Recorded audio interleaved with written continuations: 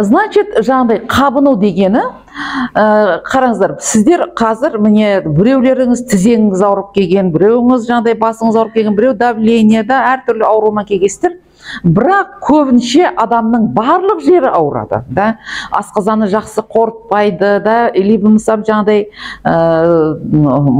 изжога болады біреулер, тізесі ауырады, сол сияқты міне біреудің басы ауырады, давлениесі шығады. Міне осы системный заболевание дейді ғой, да, міне углеводтар вес қан, вес организмді былай айланып жүреді, да? Айланып жүреді дағын, міне ит дейді, міне панкреатит, стоматит, бронхит, простатит, цистит, пиелонефрит. Вообще ит деген нәрсе воспаление, яки жаңағы қабыну деген нәрсе, воспаление. Значит, осы воспалениенің барлығы осы быстрый углеводты жегенімізден болады.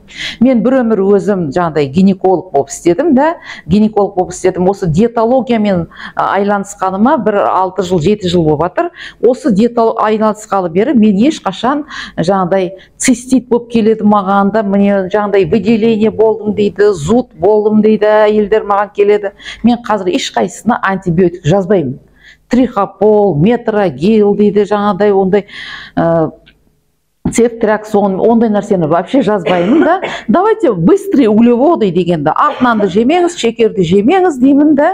Сонымен 3 күнде цистит та, жаңағыдай выделениясы да, ауру да, болевой синдром, ол барлығы кетеді 3 күнде. Мен бұны 6-7 жылдық практикамнан білемін, да? Значит, любой жаңағыдай міне артрит, артрит тізенің ауруы, значит, барлығы осы быстрый углеводқа байланысты. Осы быстрый углеводты тоқтатсаңыздар, сразу эффекті 2 күнде уже білінеді, даже 1 күнде білінеді. Менің жасым 64-те, мен сіздерге тек қана өзімнің опытымды айтамын, да? Вот, значит, жаңағыдай өзімнің опытымды айтам. Значит, мен өзім сахарный диабет болып көрдім. Білдіңіздер ме? Сахарым асты 35 жасымда. Одан былай қарай мен бессонница болдым. Всю жизнь менде жаңағыдай артықша салмақ болды, артықша салмақ. Қазір сіздер мені 10 килоға азғанымды көріп тұрсыздар. Қазір менде 10 кило лишний весім бар өзімнің, да? Значит, одан бері қарай мне язва болдым, мастопатия болдым, ең несі 57 жасымда давление болдым, да? Давлением 180-ге дейін көтерілді. Одан кейін жаңағыдай тізем ауырды, белім ауырды. Вот сіздер ауырған аурудың барлығы менен жаңағыдай ауырдым. Сол кезде мен жаңағыдай не істедім? Жаңағыдай голодание істедім, да? Голодание істедім. Одан кейін правильный питанияға өтіп, қазір мен сол ауруларымнан бүйтіп құтылдым десем де болады, да? Сол аурудан. Сол мен сіздерге өзімнің опытымды айтамын, басынан өткен. Значит, жаңағыдай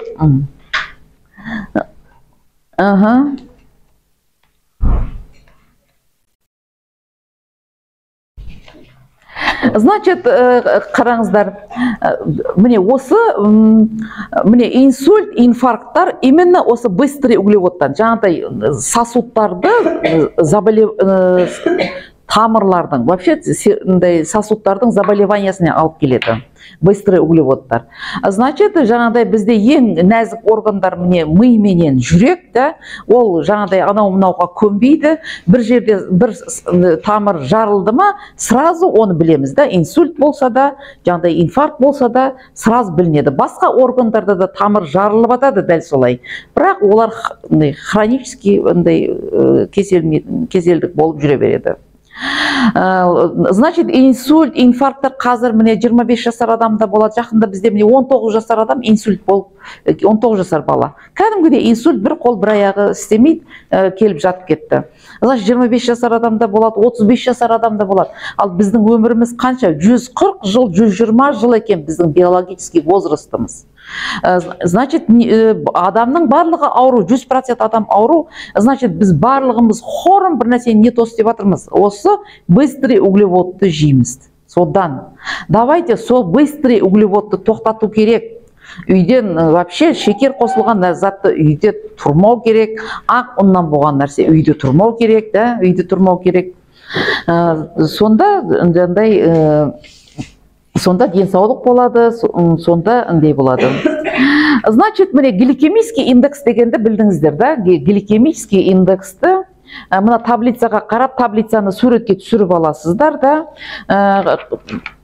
Сонымен жаңағыдай. Енді қараңыздар, міне осы нәрсе ожирениеға да алып келеді. Ожирениеға қалай алып келеді? Ожирениеға. Міне любой жаңағыдай міне осы быстрый углеводты жейміз, да, кейін тез жейміз, көп жейміз. Содан кейін міне быстрый углевод осыны жеген заматымыз сразу глюкоза көтеріледі. Глюкозаның арқасынан инсулин деген гормон көтеріледі, да? Инсулин не істейді? Глюкозаны қолынан жетектеп, апарып клеткаға кіргізеді. Егер инсулин как ключпенен клетканы ашады, жаңағыдай клеткаға глюкозаны кіргізеді. Если глюкоза клетканың ішінде жетерлі болса, қалған артықша глюкоза не істейді инсулин? Апарып жирға айландырады. Жирға айландырады, сонымен адамда ожирение болады, да? Ожирение болады. Значит, міне ожирениемізді барлық кеселдіктің түбінде у кого кімде лишний вес болса, значит, көп аурудың себебі сол тегінде өзі ожирение жатады. Одан кейін міне ракта, предраковые заболеваниялар, рак бізде ең үлкен проблема, да? Раккада осы быстрый углеводы өте себін тигізеді екен рак болуға да.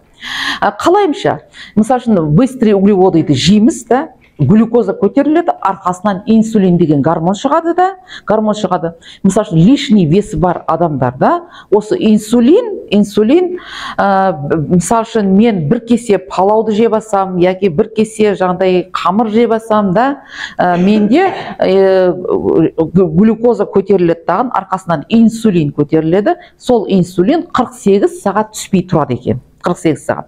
Міне инсулин сол қанда жоғары болған кезде, да, инсулин жоғары болған кезде раковый клеткалар, білеміз, барлығымызда раковый клетка миллион да болады екен адамда, да? Значит, сол раковый клеткалар көбейеді, жаны кіріп, да? Раковый опухольдар болады. Раковый опухольдарымыз көбейеді, да, скрытый. Ол үлкейеді екен. Значит, жаңағыдай міне инсулин сондай коварный гормон, инсулин. Значит, сондай продукттарды жеуіміз керек, инсулин көтермейтін, да. Мына жердегі мына таблица, да, мына жердегі мына таблица. Значит, таблицадағы тамақтар инсулинемический индексі, да, инсулинді де көтермейді, глюкозаны да көтермейтін заттар мына жердегі таблицадағы. Бұны интернеттен таппайсыздар. Бұны мен интернеттен сатып алғамын, да. Менде бұның мынандай қағаздағы жазып қойылған печатный қағаздағысы бар, да. Азанда сағат 8-ден мен 12-ге дейін істеймін, барсаңыздар бере беремін. Мақұл ма? 100 теңгеге беремін. Значит, обязательно бұны алыңыздар, мақұл ма? Өте жақсы, барлық нәрсеге пайдасы бар. Значит, міне ең главный жейтін заттарыңызды қазір міне болмайды дедім, да? Болмайды дедім. Енді давайте нені жеуіміз керек, да? Нені жеуіміз керек. Міне біздің ең главный ошибкамыз, да? Біздің ең главный ошибкамыз міне осы клетчатка деген нәрсені өте аз жейміз. Міне мына жерде міне клетчатка деген таблицасы бар, да? Таблицасына қарасаңыздар, да? Әрбір клетчаткасы бар продукттардың, да, өзі бір суткада 30 грамм клетчатка жеуіміз керек. Міне мына жерде проценті көрсетілген қайсы продуктта қанша клетчатка бар, да, қанша клетчатка бар. Бізде қазір ең клетчатка көп нәрсе не? Зелень, да? Зелень. Одан кейін жаңағыдай зелень, одан кейін жаңағыдай овощи, зелень и овощи. Вообще, осы диетологияда бір күнде 300 грамм зелень жеуіміз керек дейді, 300 грамм жаңағыдай 300 грамм овощи жеуіміз керек дейді. Значит, общей сложности ана жерден былай бүйтіп қарасаңыздар, клетчатка 30 грамм болу керек. Қайсы продукттарда қанша грамм клетчатка бар, соған есептеп, сонша нәрсені бір күнде, бір суткада жеулеріңіз керек. Не үшін клетчатканы былай, не үшін жейміз да? 300 грамм мындай зелень, 300 грамм овощи, ол не үшін? Жаңағыдай міне, в основном жаңағыдай ішекті тазалау үшін, да? Ішекті тазалау үшін жейміз, да? Ондай қылабыз.